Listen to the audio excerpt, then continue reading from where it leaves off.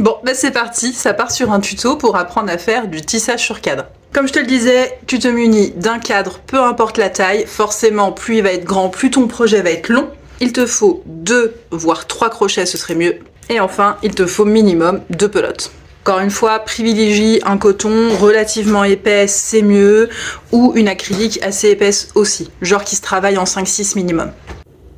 Alors, je vous préviens, les 2 premiers rangs sont les rangs les plus compliqués, entre guillemets, à faire parce que c'est les moins stables. Tant qu'on n'a pas fait les nœuds, tout bouge un petit peu, mais après, promis, ça va bien se passer. On commence tout simplement par faire la trame de base, et ensuite on va venir tisser. Alors moi je choisis en général de faire ma trame dans le sens de la longueur et de venir tisser ensuite dans le sens de la largeur, mais ça dépend un peu du motif que vous voulez faire. Donc là pour le coup je vais faire ma trame dans le sens de la longueur, donc je le tourne et on va tout simplement venir faire un nœud sur le bord droit du cadre. Alors c'est un nœud tout bête, hein, vous faites un double nœud, vous gardez suffisamment de fil pour pouvoir ensuite rentrer le petit bout avec une aiguille dans les nœuds, vous verrez à la fin, c'est tout bête, mais voilà, faut garder suffisamment de fil pour que ce soit plus joli. Et on vient faire un double nœud histoire de bien sécuriser et que ça parte. On va mettre le petit nœud vers l'intérieur du cadre, le petit fil on le laisse pendre. Et on se rapproche du bord du cadre, pas non plus à ras parce que sinon ça va nous embêter pour la suite. On place sa bobine à droite puisque vous allez voir qu'en fait on va travailler avec un système de boucle. Donc il faut que la bobine soit sur votre droite à chaque fois. Et ensuite on vient plier le fil en deux, c'est-à-dire que du coup, elle est là la fameuse boucle dont je vous parlais. On va toujours travailler en doublant le fil. Donc, on vient doubler son fil et on va venir le placer sous le cadre, d'accord? Donc, il faut que la boucle passe entre les deux. Et pour le bloquer, on va tout simplement insérer un crochet. Donc, je viens insérer le crochet dans ma boucle, qui a fait donc le tour de mon cadre. Et on vient bloquer comme ça la boucle entre les deux fils. Là maintenant, si je serre, on voit que mon crochet, il est coincé. La boucle, elle peut plus partir parce qu'elle est coincée avec mon crochet. D'accord? Donc là, c'est ce que je vous disais, c'est la partie un peu délicate parce qu'il faut continuer de tendre. Si je lâche, mon crochet, il va finir par tomber, il va plus être tendu, il va plus maintenir en place parce que j'ai pas encore fait de nœud. Ça arrive au rang d'après, ok? Donc, on bloque son fil entre les deux. On tend, ok? Et on va venir faire la même chose de l'autre côté. C'est pourquoi il vous faut 2 crochets. Donc, de la même façon, je passe mon fil sous le cadre, je crée une boucle, d'accord? Et je repasse au-dessus.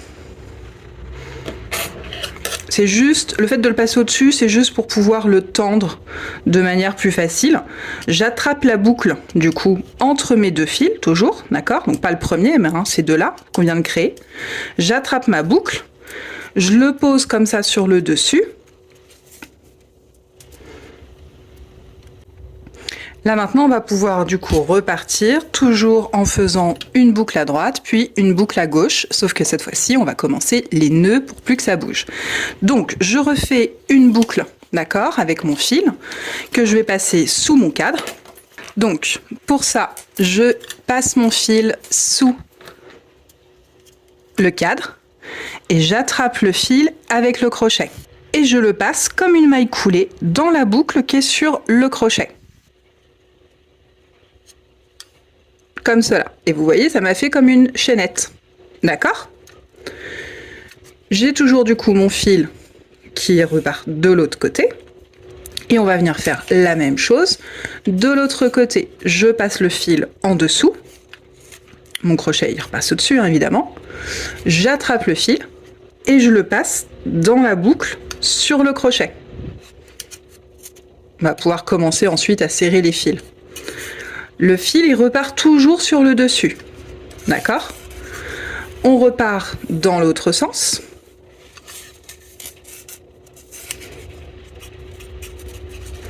On passe le fil sous le cadre.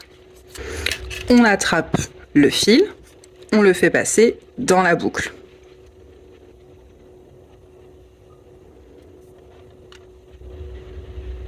J'ai ma deuxième maille qui est faite. Alors, l'erreur la plus commune, c'est de vouloir, une fois qu'on est là, repartir comme ça. Il faut vraiment toujours penser à repartir sur le dessus. D'accord?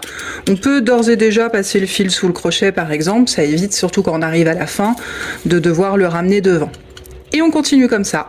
On le fait passer sous le cadre, on passe le crochet au-dessus des fils, on vient attraper son fil et on le passe dans la boucle.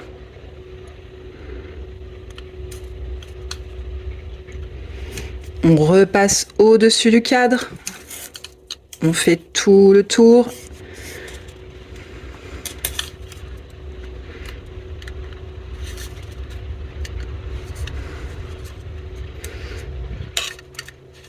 On attrape le fil. On le fait passer dans la boucle. On repasse au-dessus du cadre. On passe le fil sous le cadre. On attrape le fil, on le passe avec le crochet dans la boucle. Voilà ce que ça donne. Donc là, on peut commencer à descendre tous les nœuds. Le but, c'est que ce soit quand même serré, d'accord? Il faut que voilà notre trame, que tous nos petits fils, là, il faut que je repasse celui-ci en dessous pour que vous voyez bien, mais il faut que à la fin tout soit bien. Voilà, tous nos petits fils soient bien collés les uns aux autres, qu'on ait une trame qui soit quand même assez compacte. Donc on répète l'opération jusqu'à arriver en haut et je vous montre comment on termine le rang. Je viens de terminer mon avant-dernier rang. Pour le tout dernier rang, on va venir couper notre fil. Donc on prévoit de pouvoir faire au moins un aller-retour plus un petit bout de fil supplémentaire pour sécuriser ensuite notre bout de fil. Donc, on coupe notre fil, on vient faire un dernier tour comme on ferait habituellement. Donc, on entoure le cadre, on passe le fil sous le cadre et on vient attraper le fil avec le crochet et on fait un nœud. Donc, je le passe dans la boucle et cette fois-ci, on va venir tirer notre fil. On le fait sortir de la boucle. C'est notre dernier tour. Donc on le fait sortir totalement du fil. Donc là j'ai mon fil qui est sorti de mon nœud. Et pour éviter, vous voyez que si je repars directement, là j'ai ma boucle qui penche un peu sur le côté. C'est pas très très joli. Donc pour éviter ça, on va entourer encore une fois notre cadre et on va venir repiquer dans notre dernière maille. Donc j'insère mon crochet. Dans ma dernière maille, je récupère encore une fois mon fil, toujours du coup en le faisant passer sous le cadre, d'accord? Et je le repasse une dernière fois dans ma boucle. Et de la même manière, je ressors intégralement mon fil. Là maintenant, quand je repars de l'autre côté, vous voyez qu'il reste droit, d'accord? Il est régulier, le bord il est vraiment très propre. Et on va faire la même chose de l'autre côté. C'est-à-dire qu'il me reste un dernier point à faire, donc j'entoure mon cadre, je passe le fil à l'arrière, et avec mon crochet, j'attrape le fil, je fais une dernière boucle et cette fois-ci pour sécuriser on va simplement venir faire une maille en l'air. Donc là je suis très proche du cadre donc je vais le faire ressortir devant, ça c'est juste pour pouvoir faire ma maille en l'air plus facilement. Je viens faire du coup juste une maille en l'air pour en fait sécuriser le nœud tout simplement. Je sors le fil de la maille en l'air, ça me fait un tout petit nœud que je vais venir serrer. Voilà. Ce petit nœud, une fois qu'il sera passé à l'arrière, hop, on ne le verra plus non plus. Voilà. Donc là, je peux redescendre un tout petit peu pour tout resserrer. Alors, on va essayer de faire en sorte que ce soit droit, c'est quand même mieux. Et voilà. Et du coup, ce fil-là, il est sécurisé. Ce fil-là, c'est notre nœud de départ. Il n'y aura plus, après, une fois qu'on aura terminé, qu'à prendre une aiguille et le faire passer, par exemple, dans le cadre. Ça, c'est de la colle, hein, vous inquiétez pas. C'est juste qu'il est vraiment très, très abîmé, ce cadre. Il devait y avoir un fond collé dessus. Mais voilà, c'est juste de la colle qui a séché. Du coup, voilà, je vous disais, soit avec une aiguille, soit avec un crochet, on vient en fait le rentrer à l'intérieur pour plus qu'il bouge et que ce soit du coup plus joli. Donc ça, c'était pour la partie trame. On va voir dans la partie 2 comment maintenant on va venir faire le tissage et donc créer le motif. Vous verrez, c'est quasiment identique. On se retrouve pour la partie 2 du tissage sur cadre. On a vu juste avant comment on faisait la trame et maintenant on va voir comment on tisse le motif sur la trame qu'on vient de créer. Pour la partie tissage, on commence exactement de la même manière. On va venir faire un nœud sur le bord droit en bas de notre cadre. Pour ça, rien de plus simple, on fait un nœud tout ce qu'il y a de plus banal, on va le doubler histoire de bien sécuriser et on rentrera le fil quand ce sera terminé. On fait un double nœud, on serre bien pour que ça bouge pas, pour que ça nous gêne pas, on passe le fil, hop, le petit bout de l'autre côté et on met le nœud qui est ici le plus proche de l'intérieur. Donc maintenant que j'ai fait mon nœud, je vais pouvoir venir procéder au tissage. Donc c'est tout simplement, on va venir faire passer toujours une boucle sous et sur les fils, d'accord? On va venir faire des vagues et en fonction, soit on veut que le fil là du coup bleu foncé soit visible, dans ce cas-là on le laisse sur le dessus, soit au contraire on veut qu'il soit invisible et dans ce cas-là on le passe sous le dessous. Ce qu'il faut savoir, c'est que on va venir travailler 2 par 2, c'est-à-dire que là on voit bien en fait ces 2 fils ne forment qu'un, c'est-à-dire que là par exemple je vais venir en dessous de ces deux-là, au-dessus des deux, en dessous des deux, etc., etc. On ne vient pas piquer entre les deux, par exemple ici. D'accord? Donc là, techniquement, j'ai 30 fils, mais on va en considérer que j'en ai que 15. 1, 2, 3, 4, 5, etc. Tout simplement parce que c'est plus joli. Déjà parce qu'on a nos nœuds qui sont ici et qui font que ça les écarte naturellement. Mais voilà, si on faisait vraiment en fil par fil, c'est tout à fait possible, mais le résultat est vraiment pas au rendez-vous. Donc je vous le conseille pas. Pour faire passer vos fils, vous avez 2 techniques. Là, moi, je vais reproduire par exemple ce modèle-ci. Vous retrouvez sur mon site justunpetitpoint.com la section blog sur lequel je vous ai fait un article avec ce motif-là et celui-ci si vous souhaitez voilà, faire un des deux. Et donc là, pour faire ce motif-ci, il faut que je passe ma boucle sous les 2 premiers fils. Donc un fil, mais qui est composé de 2. Donc pour cela, vous pouvez soit le faire manuellement, c'est-à-dire aller attraper votre fil avec le crochet ou avec vos doigts, peu importe. Et ensuite, je vais répéter l'opération selon le motif que je veux. Donc là, par exemple, moi, il faut qu'il disparaisse tout de suite après les 2 premiers et ensuite il réapparaît au bout de 2. Donc là je vais rechercher mon fil, je le prends directement après les 2 premiers, je en saute 2, je le ressors, je le re-rentre, etc., etc. Voilà. Donc vous pouvez tout à fait voilà, le faire manuellement avec un crochet par exemple, c'est quand même plus pratique qu'avec les doigts. Donc ça, c'est la première technique. La deuxième technique, vous pouvez vous munir, moi c'est celle que je préfère parce que je trouve qu'elle va plus vite, d'un fil de fer. Donc peu importe, il faut juste qu'il soit suffisamment malléable pour pouvoir venir le plier en 2 comme ça et créer une sorte de fourche. Vous pouvez utiliser du fil de jardin, vous pouvez utiliser voilà, tout un tas de fils.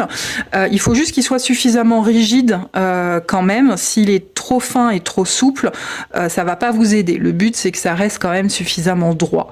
Donc là, je le plie en 2 parce que il va falloir en fait que je vienne chercher ma boucle, d'où l'intérêt de le prendre en 2. Voilà, tout simplement. Je forme ma petite boucle, je vais venir du coup le passer entre mes 2 fils de fer. C'est pour ça que je l'ai plié en 2. Et il se retrouve du coup coincé. Ça me fait comme une sorte d'aiguille en fait, hein. D'accord?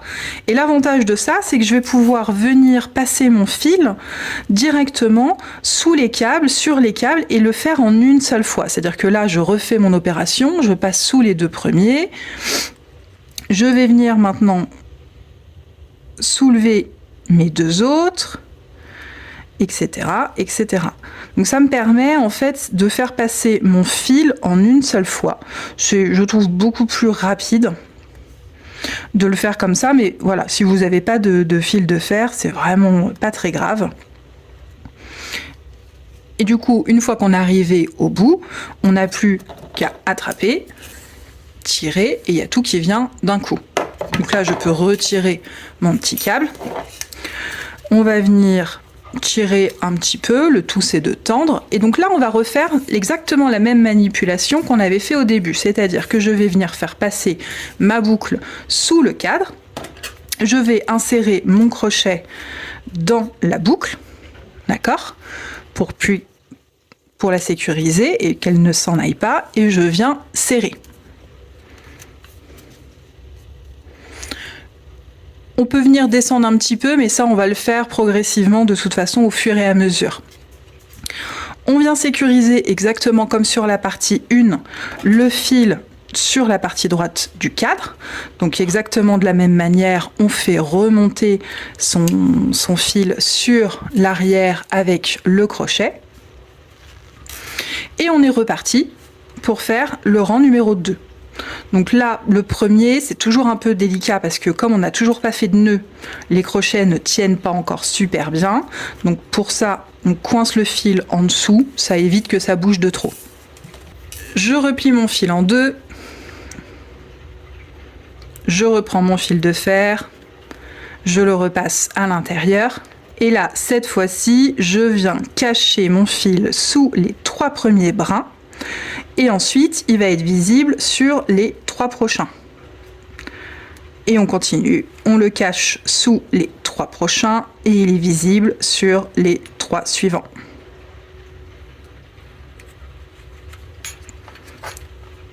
Voilà, on tire.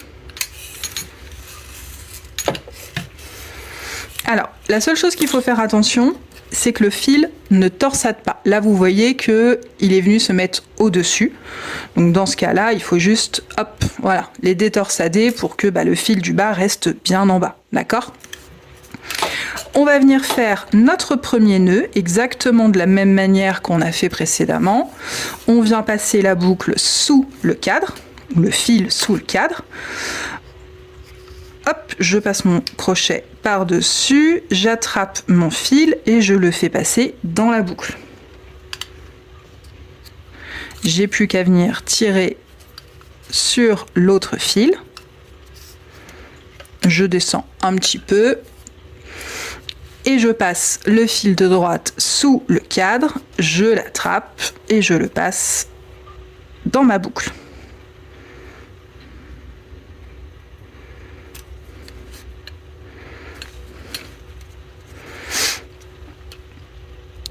Voilà, les premiers rangs sont faits.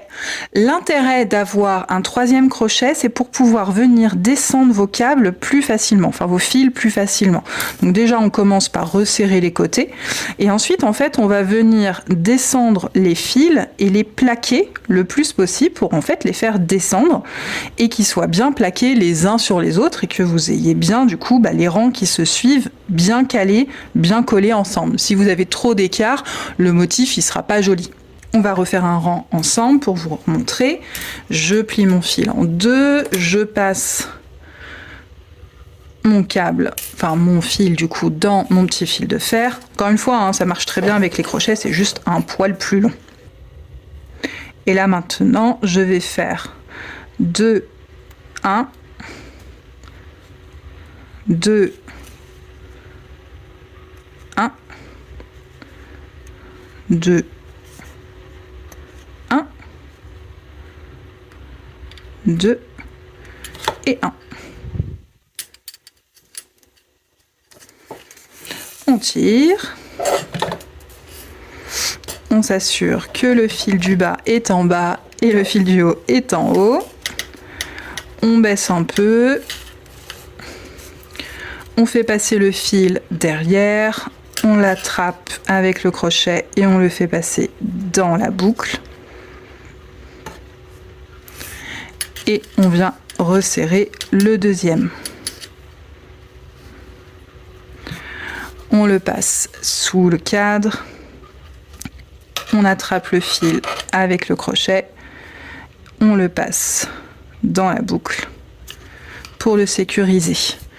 Et là, du coup, on n'a plus qu'à le descendre, soit avec les doigts, soit avec le crochet, histoire de bien coller notre troisième rang de tissage pour que le motif soit le plus joli possible.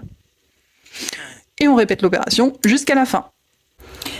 Je viens de terminer du coup mon avant-dernier rang et comme pour tout à l'heure, pour le dernier rang, on va venir couper le fil cette fois-ci. Suffisamment grand quand même pour pouvoir faire un aller-retour et sécuriser le fil. Et on va venir faire le dernier rang. Alors le dernier rang, je le fais rarement, même les 2-3 derniers avec le fil de fer parce que ça devient un petit peu compliqué.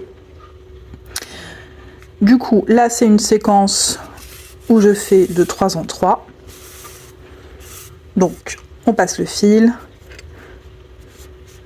on répète son schéma jusqu'au bout.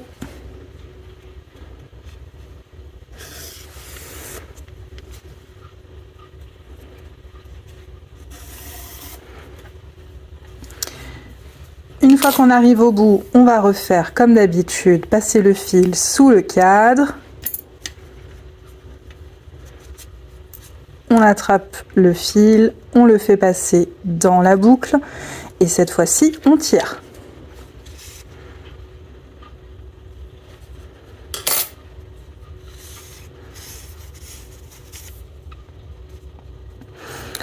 Pour une jolie finition, encore une fois, si je tire, vous voyez que ça vient emmener le fil. Donc, je le repasse une dernière fois derrière. Je réinsère le crochet dans la boucle. Et je refais passer le fil à l'intérieur. Je ressors une dernière fois, ce qui fait que maintenant ma boucle est droite. On va venir repasser le fil exactement au même endroit, comme s'il avait été doublé. Donc là, il passe derrière. Il ressort là. Il repasse derrière. Il ressort.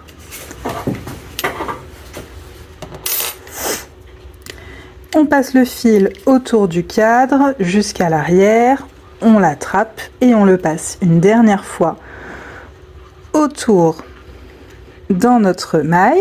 On vient faire juste une petite maille en l'air pour venir sécuriser le tout. On fait sortir le fil, on peut venir serrer notre nœud. Voilà, et on n'a plus qu'à faire descendre notre dernier rang pour qu'il soit joli.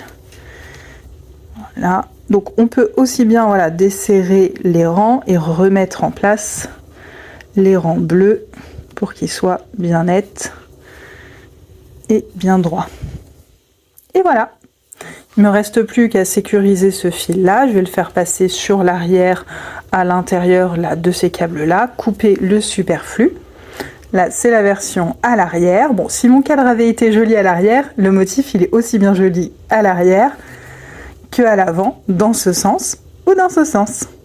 Et voilà le résultat, j'espère que ce petit tutoriel t'a plu. Comme tu l'as vu, j'ai utilisé au final très peu de fils. Ce motif il est super sympa, l'avantage c'est que vous pouvez le faire sur des tout petits cadres comme celui-ci, où effectivement voilà, sur un très grand cadre, plus la répétition est grande, plus ça va donner ce rendu hyper sympa. Et vous avez vu, c'est hyper tendu. Bon, à vous de jouer maintenant.